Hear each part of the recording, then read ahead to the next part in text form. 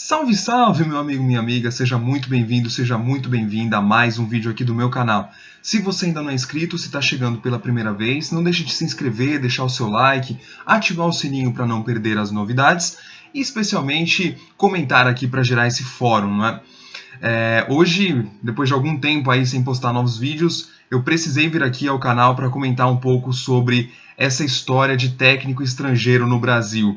E criou-se, né, um certo pedestal, eles foram colocados num certo pedestal, como se todos os técnicos estrangeiros fossem brilhantes e como se todos os técnicos brasileiros fossem analfabetos em termos de futebol, né? Como se fosse um tipo de esporte praticado pelos estrangeiros e outro tipo de esporte praticado pelos brasileiros. Bom, esse final de semana ele foi bastante simbólico, né? Foi bastante simbólico em relação a esse exagero nos elogios que são feitos a alguns treinadores estrangeiros e também no exagero à crítica que é feita sobre a crítica generalizada que é feita sobre os treinadores brasileiros. Nós tivemos esse final de semana duas partidas emblemáticas, não é? Ontem nós tivemos Corinthians 1, Internacional 0 na Neoquímica Arena em São Paulo e hoje nós tivemos Flamengo 1, São Paulo 4 no estádio do Maracanã. Dados importantes sobre esses jogos, né? Primeiro, o Corinthians do Wagner Mancini não ofereceu nenhum chute a gol para o Internacional de Eduardo Cudê, que vinha sendo exaltado, né? Apesar de ter um futebol bastante pragmático desde o início do Campeonato Brasileiro, um futebol que, se fosse qualquer treinador brasileiro ali treinando o Internacional, seria taxado de retranqueiro, esse futebol praticado pelo Inter do Cudê. Ele é sempre muito elogiado, extremamente exaltado pela mídia esportiva, como se fosse um futebol super agressivo, super de força, de imposição. Tá aí, ontem contra o Corinthians do Mancini, né, um Corinthians que tem muitas dificuldades contra todos os adversários, né, talvez o adversário de todos esses 19 do primeiro turno do Campeonato Brasileiro que tenha menos oferecido dificuldades ao Corinthians foi esse Internacional do Eduardo Cudê no jogo de ontem. Um Corinthians que vinha, inclusive, fragilizado por uma derrota pesada na partida de estreia da Copa do Brasil contra o América Mineiro em casa. América Mineiro do Lisca, que ofereceu muito mais resistência, ou muito mais dificuldades ao Corinthians do que o Internacional do Cudê. Então foi a primeira questão, esse Inter do Eduardo Cudê. E hoje o Flamengo do Dome, mais uma vez o Flamengo sofre um caminhão de gols. Já é o terceiro jogo dentre os últimos 15, 20 jogos do Dome ali pelo Flamengo. Ele que tem poucos jogos ainda à frente do clube, tem 23, 24 jogos. O Dome já é o terceiro jogo em que ele sofre 3 gols ou mais, muito próximos os jogos. Ele sofreu 3-0 contra o Atlético Goianiense, 5-0 contra o Independiente Del Valle e mais uma vez sofre 4-1 contra o questionadíssimo São Paulo de Fernando Diniz.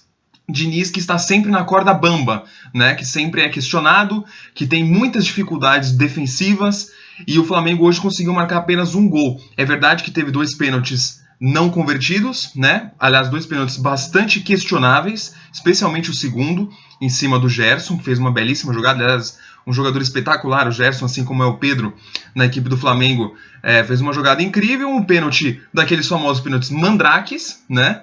E 2 pênaltis não convertidos. Aliás, o Flamengo tem sido constantemente ajudado pelo VAR nesse Brasileirão, né?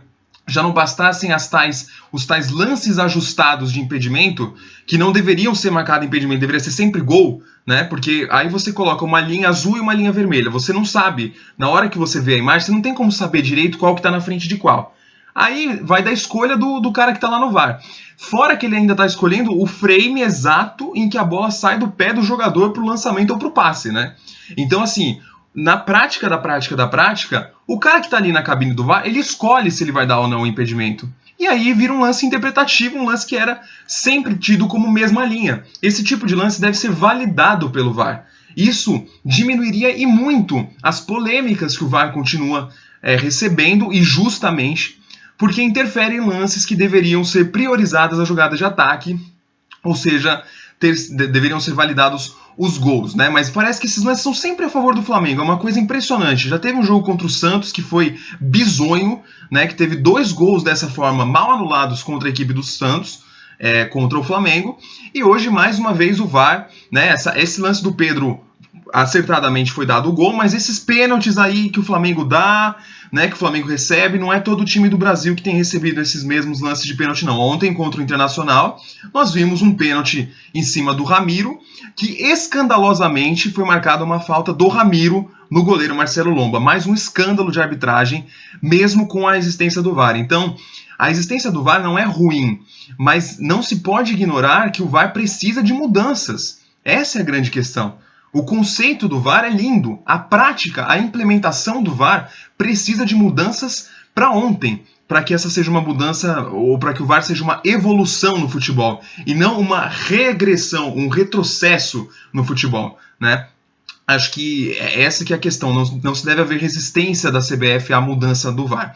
Mas voltando à história dos técnicos estrangeiros, nós já tivemos alguns casos aqui no Brasil que as torcidas desses times que eu vou citar agora vão se lembrar muito bem, como por exemplo a torcida do Santos. Onde você, santista, acha que o seu time estaria se estivesse ainda com o português Gesualdo Ferreira comandando?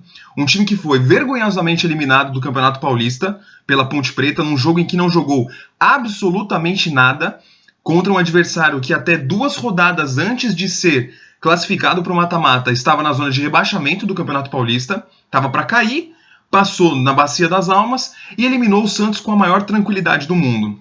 E estava entre as 5 primeiras rodadas, sempre flertando com a zona de rebaixamento do Campeonato Brasileiro. Ué, mas ele é um treinador português, não é? Não é um treinador brasileiro, não era o Abel Braga que estava lá no Santos, era um treinador português renomado, né?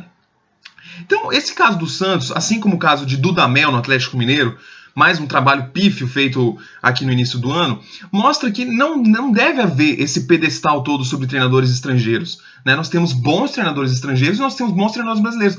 O Sampaoli é fantástico. O Sampaoli deixou já uma dívida, está deixando já uma dívida no Galo de 180 milhões. Então, quando você vai comparar treinador estrangeiro e brasileiro, você tem que comparar treinadores em igualdade de condições de trabalho. O Sampaoli não tem igualdade de condições de trabalho no Brasil. Pelo contrário, para ser contratado, ele exige ser colocado em uma posição especial, que nenhum outro treinador no Brasil recebe, de ter carta branca para contratar quem ele quiser ao preço que ele quiser. Isso não existe, gente. Isso não existe. O cara se dá ao luxo de só ser contratado nesses casos, mostra que ele não é um treinador tão competente assim para tirar o famoso leite de pedra, algo que todos os técnicos brasileiros precisam tirar. Olha o que o Cuca fez no Santos depois da saída do Gesualdo. O Santos agora está na zona da Libertadores. Estava sempre flertando lá com o rebaixamento. E aí, de uma hora para outra, cria-se essa magia, né, de que os treinadores estrangeiros são maravilhosos. E eu lembro ainda que o questionadíssimo Fernando Diniz é líder em aproveitamento no Campeonato Brasileiro. Mas o São Paulo está com 30 pontos, só que tem 3 jogos a menos. Se você for pegar pelo aproveitamento dos times, ou seja, quantos pontos o time ganhou dividido por quantos pontos ele disputou, o São Paulo do Fernando Diniz tem 62,6% de aproveitamento. Os líderes do campeonato de hoje, que são o Internacional e o Flamengo, têm 61% de aproveitamento. Ou seja, se o São Paulo mantiver essa média de pontos ganhos entre os pontos disputados, o São Paulo vai passar o Inter e o Flamengo e vai se tornar líder do Campeonato Brasileiro em breve. Sendo que tem 3 jogos fáceis pela frente, né, contra adversários que estão ou próximos ou dentro da zona do rebaixamento. Então, mesmo treinadores brasileiros questionadíssimos como o Fernando Diniz estão fazendo trabalhos iguais ou superiores aos tão aclamados técnicos estrangeiros aqui no Brasil, como o Domenech Torrent, e o Sampaoli ou o Eduardo Cudê, né? Então, a gente precisa parar também. Outra história, semana passada, Internacional e Flamengo, todo mundo, foi o melhor jogo do ano, o melhor jogo do mundo. Gente, um exagero nesses elogios só para diminuir os trabalhos que são feitos pelos técnicos brasileiros, que nunca são elogiados na mesma proporção que esses técnicos estrangeiros. Se é o Tite fazendo o que faz o Cudê, se é o Carille, se é o Mano, todos taxariam de time retranqueiro, mas como é o Cudê, é um time físico, de imposição, um time forte, uma defesa sólida.